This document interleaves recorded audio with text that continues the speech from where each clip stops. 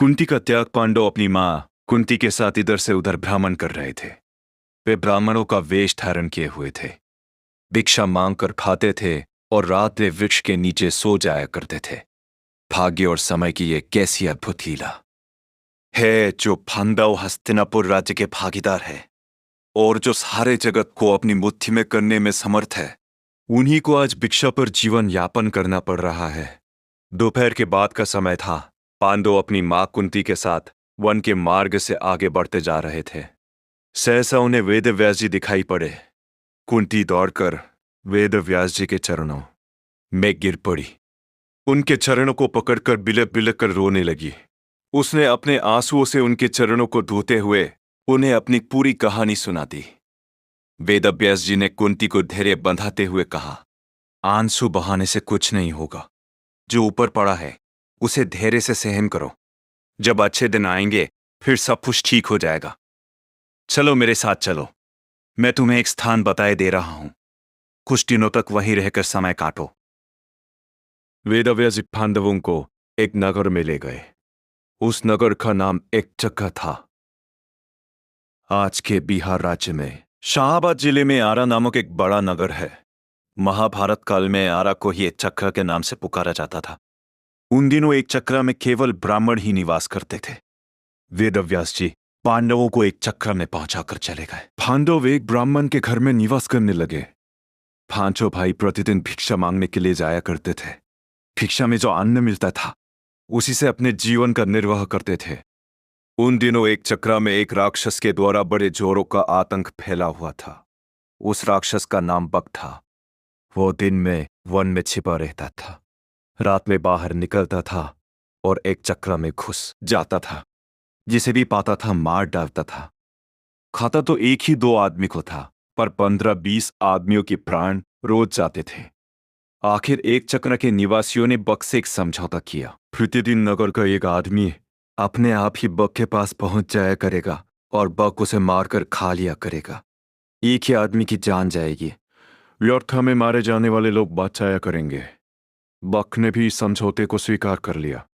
उसे जब बैठे बिठाए ही भोजन मिल जाता था तो वो समझौते को स्वीकार ना करता तो क्या करता। उसने समझौते को स्वीकार करते हुए चेतावनी दे रखी थी कि अगर समझौते का उल्लंघन किया गया तो वो एक चक्र को उजाड़ कर मिट्टी में मिला देगा। बस उसी दिन से क्रम क्रम से एक घर का एक आदमी बक के पास जाने लगा। बक उसे खाकर अपनी शुद्ध अग्नि को शांत करने लगा। संयोग की बात, एक दिन उस ब्राह्मण के घर की बारी आ गई, जिसके घर में पांडव अपनी मां के साथ निवास करते थे। दोपहर के पूर्व का समय था। कुंती अपने कमरे में बैठी हुई थी। उस दिन भीम किसी कारणवश भिक्षा मांगने नहीं गया था। वो भी कमरे के भीतर कुंती के पास ही मौजूद था। सासा कुंती के कानों में किसी के रोने की आवाज आई। रोने और विलाप करने का वो स्वर उस ब्राह्मण के कमरे से आ रहा था, जिसके घर में वो ठहरी हुई थी। जब कुंती से विलाप का ये सकुड़म स्वर सुना नहीं गया तो वो ब्राह्मण के कमरे में जा पहुंची। उसने वहां जो कुछ देखा उससे वो सन्नाटे में आ गई। ब्राह्मण के कुटुंब में कुल 3 ही प्राणी थे, ब्राह्मण, ब्राह्मणी और उसका एक युवा पुत्र। तीनों बिलख बिलख कर रो रहे थे। हाय हाय, अब क्या होगा? अब तो सब कुछ मिट्टी में मिलकर रहेगा। कुंती ने तीनों को रोता हुआ देखकर ब्राह्मण से पूछा, विप्रवर, आप तीनों इस प्रकार क्यों रो रहे हैं? क्या मैं जान सकती हूं कि किस दारुण कष्ट ने आप तीनों को अत्यंत दुखी बना रखा है? ब्राह्मण ने आंखों से आंसू की बूंदें गिराते हुए उत्तर दिया, बहन, तुम सुनकर क्या करोगी? हमारा कष्ट एक ऐसा कष्ट है जिसे कोई दूर नहीं कर सकता। कुंती ने सहानुभूति भरे स्वर में कहा, हम तो गरीब ब्राह्मण हैं। सच है, हम आपके कष्ट को दूर नहीं कर सकते, किंतु फिर भी सुनने में हर्ज क्या है? हो सकता है हम आपके कुछ काम आ जाए। जब कुंती ने बहुत आग्रह किया तो ब्राह्मण ने बक राक्षस की पूरी कहानी उसे सुना दी। कहानी सुनाकर उसने सिसकते हुए कहा, बहन, हम कुल 3 ही प्राणी हैं।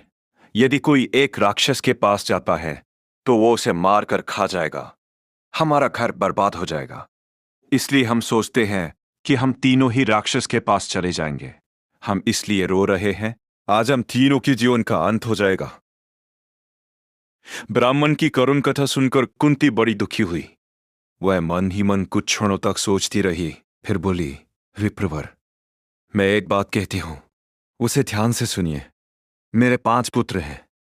आज मैं अपने एक पुत्र को आपके कुटुंब की ओर से राक्षस के पास भेज दूंगी। यदि राक्षस मेरे पुत्र को खा जाएगा तो भी मेरे 4 पुत्र शेष रहेंगे। कुंती की बात सुनकर ब्राह्मण स्तब्ध रह गया। उसने परोपकार में धन देने वालों की कहानियां तो बहुत सुनी थी, पर पुत्र देने वाली बात आज उसने पहली बार सुनी। वो कुंती की ओर देखता हुआ बोला, बहन, तुम तो कोई स्वर्ग की देवी ज्ञात हो रही हो। मुझे इस बात पर गर्व है कि तुम्हारी जैसी देवी मेरे घर में अतिथि के रूप में है। तुम मेरे लिए पूजनीय हो। मैं अपने अतिथि से प्रतिदान लो, ये आदर मुझसे नहीं हो सकेगा। मैं मिट जाऊंगा और मैं अतिथि को कष्ट में नहीं पड़ने दूंगा। ब्राह्मण की बात सुनकर कुंती बोली, आपने हमें आश्रय देकर हम पर बड़ा उपकार किया है। आप हमारे उपकारी हैं। हमारा धर्म है कि आपको कष्ट में ना पड़ने दें। आप अपने धर्म का पालन तो करना चाहते हैं, पर हमें अपने धर्म पालन से क्यों रोक रहे हैं? कुंती ने जब बहुत आग्रह किया तो ब्राह्मण ने उसकी बात मान ली। उसने तभी स्वर में कहा, अच्छी बात है बहन, ईश्वर तुम्हारा भला करे।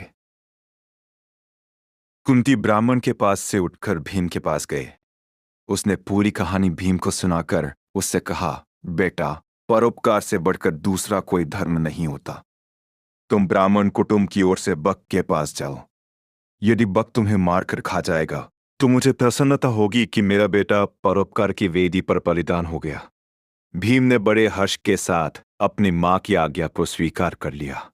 उसने कहा, मां, तुम्हारी आज्ञा शिरोधार्य है। बक मुझे क्या मारकर खाएगा? तुम्हारे आशीर्वाद से मैं उसे मिट्टी में मिला दूंगा। संध्या का समय था। भीम एक गाड़ी के ऊपर खाने पीने का सामान लादकर उसे खींचता हुआ बक के निवास स्थान की ओर चल पड़ा। वे बक के निवास पर पहुंचकर गाड़ी पर लदे हुए खाने के सामान को स्वयं खाने लगा। बक को पिथो था। वह करसता हुआ बोला, एक तो तुम देर से आए हो और ऊपर से मेरा भोजन खा रहे हो। इतना कहकर वो भीम पर टूट पड़ा। भीम तो पहले ही तैयार था। दोनों में मल्ल युद्ध होने लगा। दोनों की गर्जना और ताल ठोकने के शब्दों से वायुमंडल गूंज उठा। बक ने बोरा प्रयत्न किया कि वो भीम को मल्ल युद्ध में पछाड़ दे, पर वो सफल नहीं हुआ। वो स्वयं भीम की पकड़ में आ गया। भीम ने उसे धरती पर गिराकर उसके गले को इतने जोरों से दबाया कि उसकी जीभ बाहर निकल आई। वो प्राण शून्य हो गया। भीम ने उसे उठाकर नगर के फाटक के पास फेंक दिया। उधर संध्या समय चारों भाई भिक्षाटन से लौटे तो कुंती से सब कुछ सुनकर वे बड़े दुखी हुए। उन्होंने अपनी मां से कहा, तुमने भीम को अकेले भेजकर अच्छा नहीं किया। हम भाइयों में वही एक ऐसा है जो संकट के समय काम आता है। कुंती ने अपने पुत्रों को समझाते हुए कहा, तुम चिंता क्यों करते हो? तुम देखोगे कि मेरा भीम बक को मिट्टी में मिला कर आएगा। फिर चारों भाई भीम का पता लगाने के लिए चल पड़े। वे अभी कुछ ही दूर गए थे कि भीम अपनी मस्ती में झूमता हुआ आता दिखाई पड़ा। चारों भाई दौड़कर भीम से लिपट गए। भीम ने उन्हें बताया कि उसने किस तरह अत्याचारी बक को नरक में पहुंचा दिया है। भीम ने घर पहुंचकर अपनी मां के चरण स्पर्श किए। उसने कहा, मां, तुम्हारे आशीर्वाद से मैंने बक का संहार कर दिया। अब एक चक्र के निवासी सदा सदा के लिए भयमुक्त हो गए। कुंती ने भीम का मुख चूमते हुए कहा, बेटा भीम, मुझे तुमसे यही आशा थी। मैंने इसीलिए तो तुम्हें बक के पास भेजा था। प्रभात होने पर एक चक्र निवासियों ने नगर के फाटक पर बक को मृत अवस्था में पड़ा हुआ देखा। उन्हें जहां प्रसन्नता हुई वहां आश्चर्य भी हुआ। बक का वध किसने किया? क्या ब्राह्मण ने? एक चक्र के निवासी दौड़े दौड़े ब्राह्मण के घर पहुंचने लगे। थोड़ी ही देर में ब्राह्मण के द्वार पर बहुत बड़ी भीड़ एकत्रित हो गई। ब्राह्मण के जयनाद से धरती और आकाश गूंजने लगा। ब्राह्मण ने भीड़ को शांत करते हुए कहा, भाइयों, बक का वध मैंने नहीं किया है। उसका वध तो मेरे घर में ठहरी हुई ब्राह्मणी के बेटे ने किया है। एक चक्र के निवासी इस बात को तो जान गए कि बक का वध ब्राह्मण के घर में टिकी हुई ब्राह्मणी के एक बेटे ने किया है, किंतु अधिक प्रयत्न करने पर भी वे ये नहीं जान सके कि ब्राह्मणी कौन है और उसके पांचों बेटे कौन हैं। किंतु जानने पर भी ये तो हुआ ही कि ये चक्र निवासी ब्राह्मणी और उसके पुत्रों का बड़ा आदर करने लगे। स्वयं ब्राह्मण भी गर्व का अनुभव करने लगा कि जिस ब्राह्मणी के पुत्र के एक चक्र के निवासियों को सदा सदा के लिए संकट मुक्त करा दिया है, वो उसके घर में अतिथि के रूप में टिकी हुई है।